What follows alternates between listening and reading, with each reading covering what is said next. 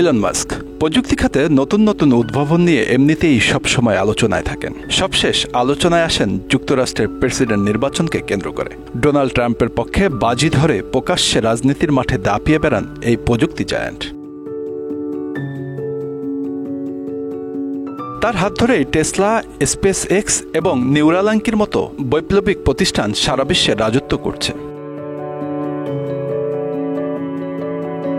তবে এবার তিনি আলোচনায় এসেছেন ভিন্ন এক কারণে। 2025 সালে নোবেল শান্তি পুরস্কারে তার নাম বিবেচনা করার জন্য চিঠি দেওয়া হয়েছে নোবেল কমিটির কাছে।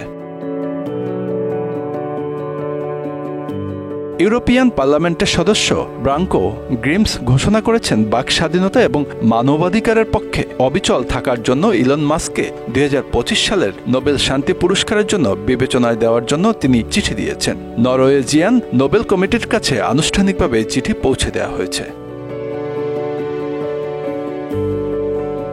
ইলন মাস্ক কেবল একজন প্রযুক্তি উদ্যোক্তা নন, বরং তিনি নিজেকে এমন এক ব্যক্তি হিসেবে প্রতিষ্ঠা করেছেন যিনি মুক্ত চিন্তাধারার পক্ষে অবস্থান নেন। এক্স, যা একসময় টুইটার নামে পরিচিত ছিল, সেটি তিনি কিনে নেওয়ার পর তিনি বাক স্বাধীনতার প্রতি তার অঙ্গীকার প্রকাশ করেছেন।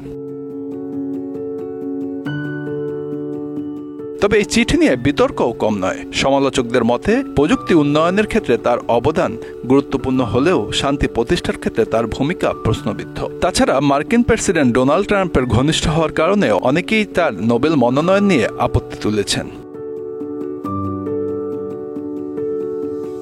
তবে নোবেল শান্তি পুরস্কারের জন্য ইলন মাস্কের নাম বিবেচনার চিঠি এবারই প্রথম নয়। এর আগে 2023 সালে নরওয়ের সাংসদ মারিয়াস নিলসেস তাকে নোবেল দেওয়ার জন্য চিঠি দিয়েছিল নরওয়েতে।